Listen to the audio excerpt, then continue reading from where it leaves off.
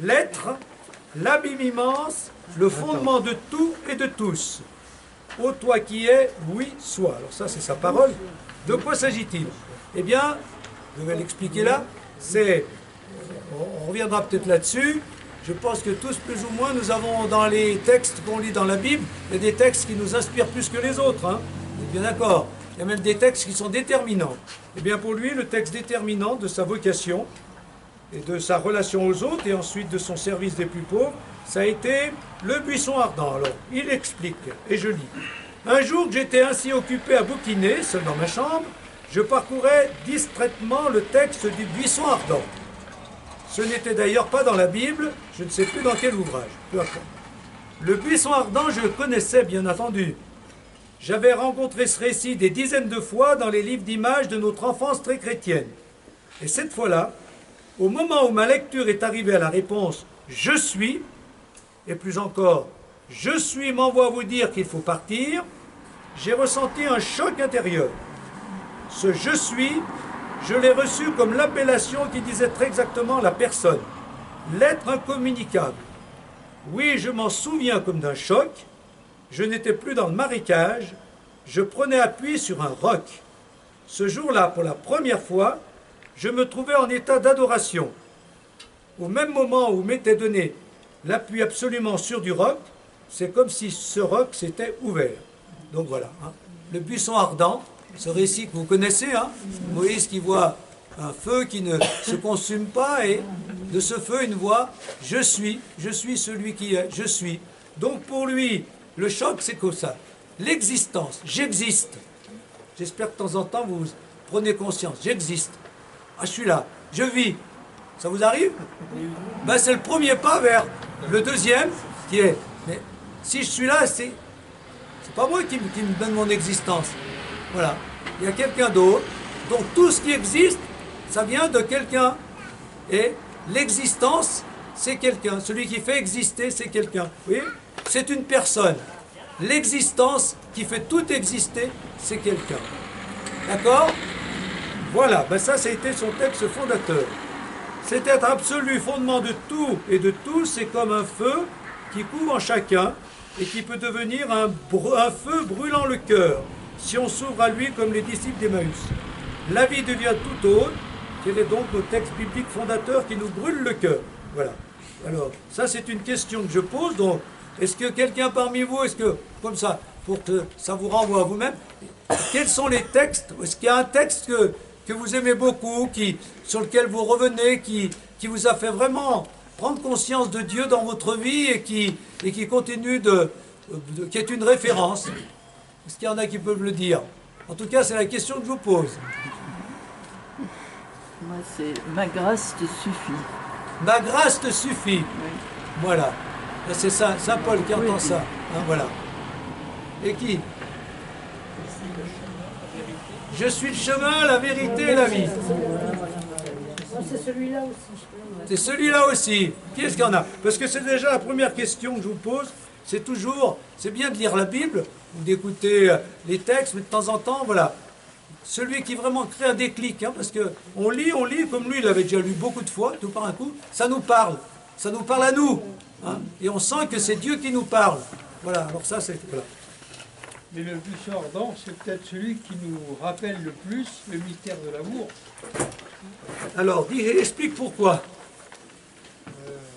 Ma foi, l'amour brûle, et voilà. On a peur de cette brûlure, et on n'ose pas toujours accomplir ce que l'amour nous demande.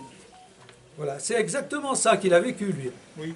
Non seulement il voit qu'il y a Dieu, mais ce Dieu, l'existence, hein, tout ce qu'on voit, j'existe.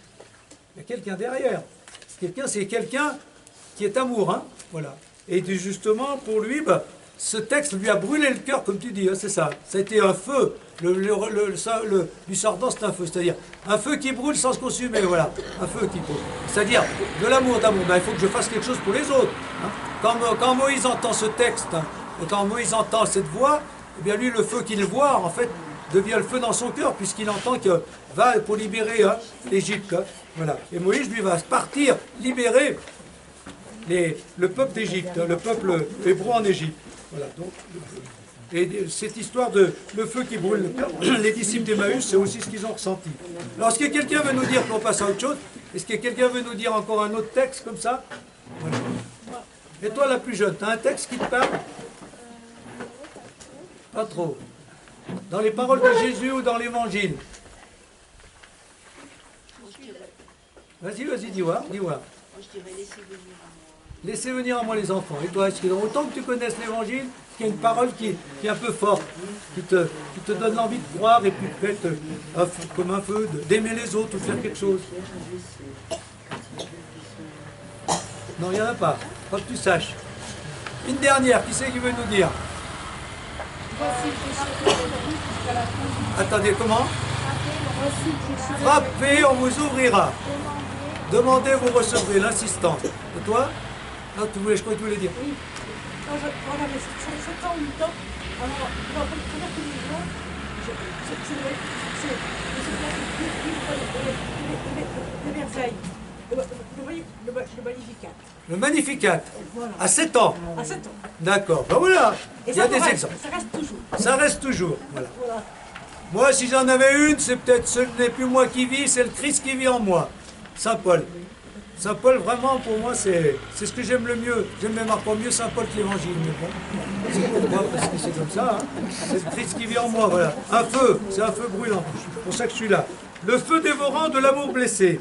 Alors voilà, les coups de colère. Alors quand on a le feu dans le cœur, il y a des fois, ça nous fait faire des choses. Hein, ben oui, ben animé par le feu de l'amour de Dieu, mais des autres et des plus pauvres. Ben voilà ce qu'il a parmi. C'est quelqu'un qui avait des bons coups de colère quand même. Hein. Voilà. Alors un célèbre. Je tentais au cours de l'automne d'organiser mes réflexions lorsque j'ai été invité dans la capitale d'un des pays les plus riches du monde, aux États-Unis, hein, à animer une journée sur la pauvreté et l'exclusion où se retrouvaient ceux qui se nomment eux-mêmes des décideurs. Tout de suite, après la messe, que je célébrais pour tous, j'ai rejoint mes hôtes pour le souper. Bon, salon chic d'un hôtel de luxe. Serveurs en grande tenue, attendant immobiles, dans leur mise impeccable, de présenter des mets somptueux et raffinés. Vaisselle étincelante sous les lumières conjuguées des lustres et des chandeliers. Profusion. Et voilà qu'on m'invite à la prière. Ah, Benedicite. J'ai cru que le cœur allait me manquer. Lorsqu'enfin j'ai pu parler, je me suis entendu dire « Mes amis, je ne ferai pas de prière. Pouvez-vous réaliser l'indécence et le grotesque de la situation? Vous souvenez-vous qu'après qu'il eut célébré la première messe, Jésus est entré en agonie. Et ici, après la messe, on a organisé un scandale. Vous vous rendez compte? Dire ça devant tout le monde? Si je participais de bon cœur à ce banquet, je ne pourrais regarder en face ceux que je vais rencontrer demain. Je les trahirais. Quel serait le sens de ma prière que vous me demandez de faire avec vous? Votre invitation m'oblige à vous dire la vérité. Il ne suffit pas de prier. Le monde est en guerre. Plus de la moitié de l'humanité manque de l'essentiel. L'esprit qui nous a fait croyants nous pousse à être des croyants croyables. Le sommes-nous? Moi, j'aurais pas osé dire des choses pareilles. Hein. Qui aurait osé? C'est quand même un peu de l'impolitesse, non? Mais enfin, c'est l'impolitesse des prophètes. Hein. Il n'y a que les prophètes qui sont capables de faire ça. Mais bon, mais peut-être aussi parce qu'il avait déjà un certain renom. Enfin bon, les gens qui l'ont invité, enfin bon, ils ont sûrement donné beaucoup d'argent, ils ont dû ramasser beaucoup de choses. Donc voilà, mais il était capable de ça. Et ça, il y a plusieurs exemples de grands coups de colère.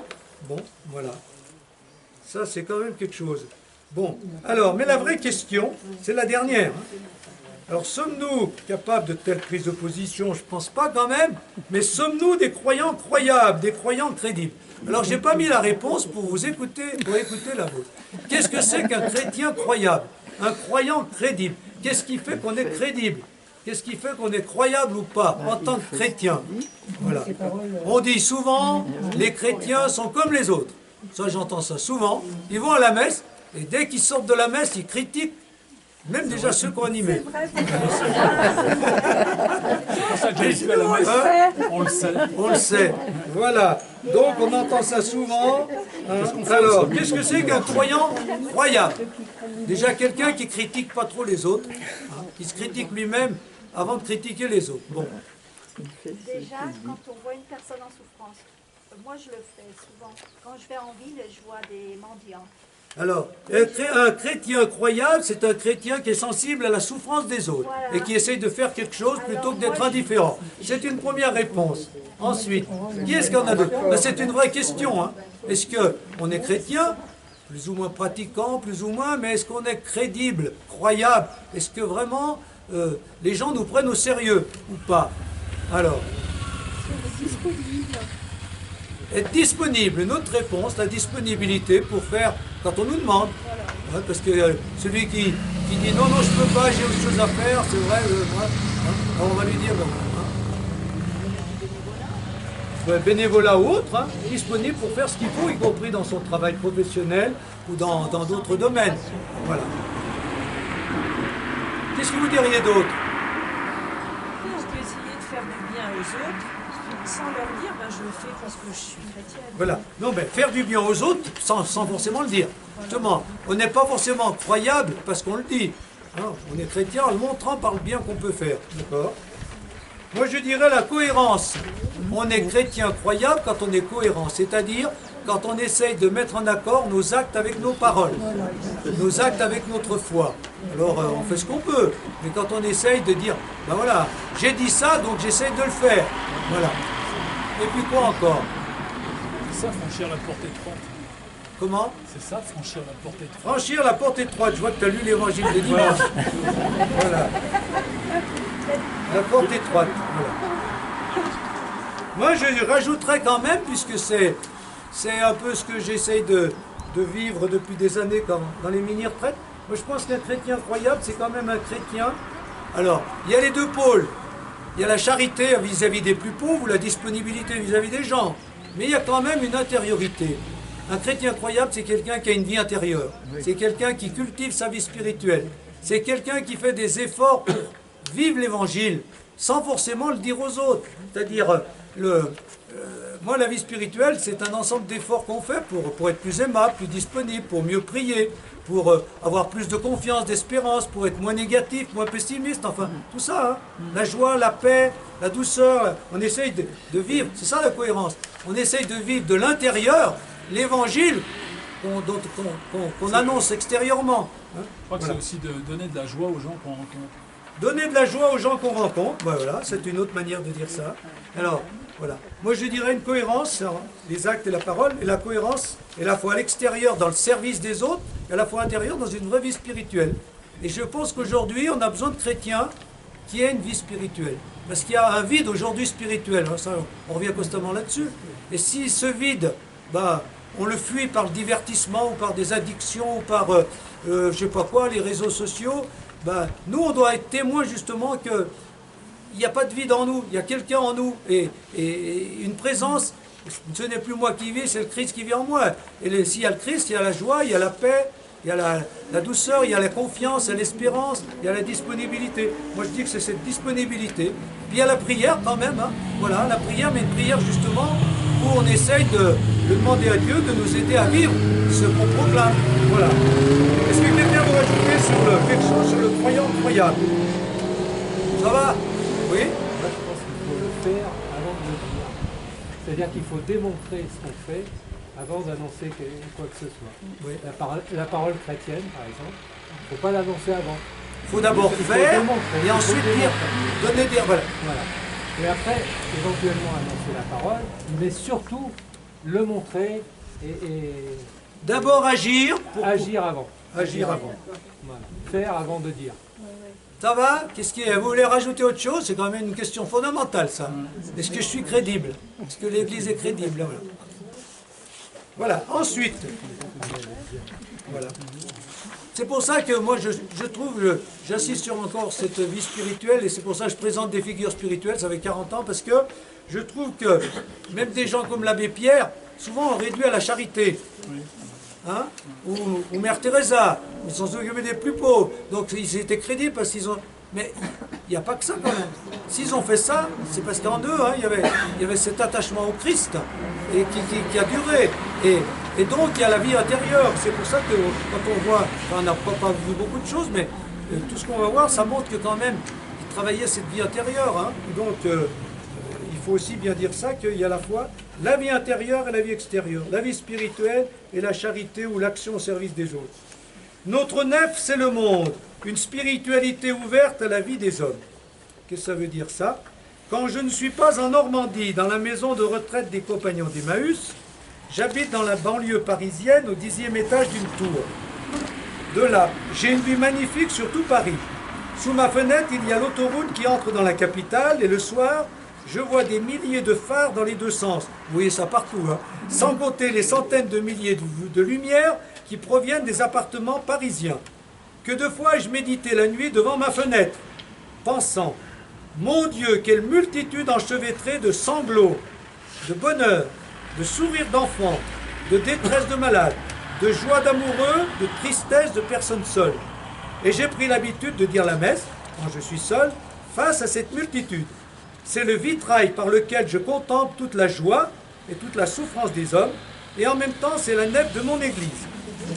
C'est beau, c'est-à-dire qu'il célèbre, moi je pense que c'est quand il avait déjà un certain âge, il célèbre de tout seul, ou peut-être qu'il y a une ou deux personnes, mais voilà, le vitrail c'est sa fenêtre, et il voit, dans un vitrail on ne voit pas simplement un saint dans les vitraux, ou même Dieu ou le Christ, on voit les gens. Et je trouve que ça c'est une belle méditation, que ça vous arrive de faire, que ça m'arrive de faire. On se dit, tiens, quand on regarde, qu'est-ce que sont tous ces gens?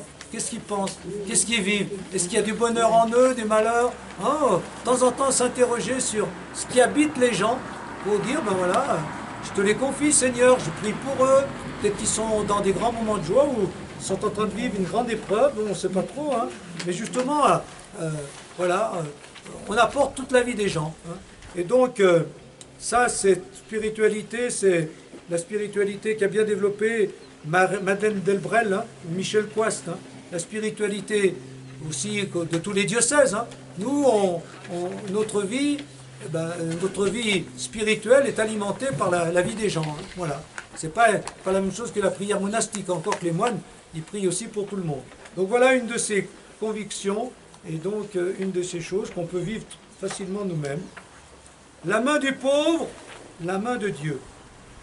Quand on a mis sa main dans la main des pauvres, on trouve la main de Dieu dans son autre main. C'est beau, c'est une belle image. Voilà. On ne possède pas un bien parce qu'on en est capable d'en jouir, mais si l'on est capable de le donner, qui sait en jouir et ne sait pas le donner, en est non le possesseur, mais le possédé. Pas de commentaire, c'est beau. S'il y en a qui veulent faire des commentaires, c'est beau. La main de Dieu, voilà. Quand on a mis la main dans la main d'un pauvre, on trouve la main de Dieu dans son autre main. Ça va ensemble, le pauvre et Dieu. Voilà. Et donc, plus on a de biens, plus on doit donner tout ce qu'on peut, parce que tout ce qu'on a, c'est pas pour le garder, c'est pour le donner. Ça, c'est heureux les pauvres de cœur. C'est la pauvreté évangélique. Ça revient constamment dans l'Évangile et dans les grandes figures spirituelles comme Sœur Emmanuel, Sœur Teresa et bien d'autres. Voilà. La vraie prière, c'est la prière qui nous engage et engage tout le monde. Là, c'est très rapide, je ne veux pas faire trop de commentaires, c'est des choses qu'on entend souvent, mais que lui rappelle et que je voudrais rappeler en même temps que lui aujourd'hui. Non, donne-nous le pain de ce jour, mais Seigneur, aide-nous. Alors, de temps en temps, il vous voit Dieu, de temps en temps, non, mais c'est comme ça, bien souvent. Seigneur, aidez-nous à donner du pain à ceux qui ont faim et à donner faim à ceux qui ont du pain. Bon, ça va, on fait des fois. Donc la prière, mais c'est ça l'essentiel. Alors ça fait partie aussi de la cohérence. On est des chrétiens croyables, ou on peut dire des priants croyables ou crédibles, quand on s'engage, ce qu'on demande à Dieu, on s'engage à nous-mêmes, avec nos petits moyens, à le faire. Voilà. La prière et l'engagement, c'est une prière qui ne nous engage pas, c'est pas une vraie prière. Si on prie Dieu, c'est aussi pour faire nous-mêmes tout ce qu'on peut faire. Voilà. On demande à Dieu, bien sûr, mais il ne va pas faire sans nous. Il ne fait qu'à travers nous. Ça, c'est quelque chose de fondamental dans toute la Bible. C'est l'alliance. Tout ce qu'on demande à Dieu, oui, il va nous le donner, mais à condition qu'on se mette en route, qu'on fasse ce qui est entre nous, ce qui est possible. Hein. Voilà. Jésus multiplie les pains, mais il faut qu'il y en ait un qui donne ses 5 pains. Donc Dieu veut bien faire des miracles, à condition que nous, on fasse le peu qu'on peut faire. Voilà. Et Dieu fait rien sans nous. Dieu fait rien sans l'homme. Ça, c'est terrible. Hein. Je ne sais pas pourquoi il a voulu ça, hein, Dieu. Hein. Mais voilà. Il aurait pu tellement faire un monde meilleur, mais il a voulu le faire avec nous. Ah, donc c'est pour ça que ça ne va pas bien. Mais bon, la prière qui nous importe. Alors, une autre chose, et j'ai essayé de relever chez lui les choses un peu plus habituelles, la main du pauvre, tout ça, je ne l'ai pas trop développé. Là, croyant croyable, j'ai voulu le net, mais être un croyant quand même. C'est drôle comme expression. Ça veut dire quoi? Bon, on va lire, et vous allez me dire si vous êtes des croyants quand même. Et quand même quoi? Alors, voilà comment il s'adresse à Dieu. Vous criez, je ne sais plus là, mais enfin peu importe. Oui, vous êtes mon amour. Je ne supporte pas de vivre si longtemps. Je ne supporte de vivre si longtemps, ben ça devait être à la fin de sa vie ça, que par cette certitude en moi, mourir et qu'on le croit ou non, rencontre. Je vous aime plus que tout. Oui, mais. Ah. Pour être croyant crédible, il faut que tous autour de moi sachent que je n'accepte pas, que je ne pourrai jamais accepter la permanence du mal. Ça, on ne l'a pas dit tout à l'heure. Hein.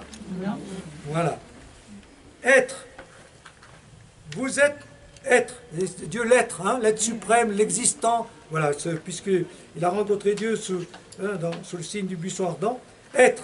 Vous êtes maître du maintien ou de la cessation de l'existence de tout ce qui est. Alors que vous avez ce pouvoir de le faire cesser, comment comprendre que subsiste le mal? La prière de Jésus ne culmine-t-elle pas dans « Délivrez-nous du mal ». Merci Père de m'aider à refuser, ce qui serait tricherie, de croire comme si j'étais indifférent à la perpétuation du mal, et en ce monde et dans l'au-delà du temps. Croyant, aimant, c'est bien qu'ils mettent les deux, hein, croyant, aimant, je ne peux être que ce croyant quand même, c'est-à-dire ne comprenant pas. Père, j'attends depuis si longtemps de vivre dans votre totale présence qui est, je n'en ai jamais douté, malgré tout, amour. Donc, un croyant quand même, un croyant même s'il y a du mal, même s'il y a beaucoup de choses qu'on ne comprend pas, eh bien on est croyant quand même. Alors, vous, si vous aviez à dire les quand même ou les même si que vous ajouteriez à je crois, hein, on dit je crois, nous croyons, eh bien, si on avait des quand même à dire, qu'est-ce que vous diriez?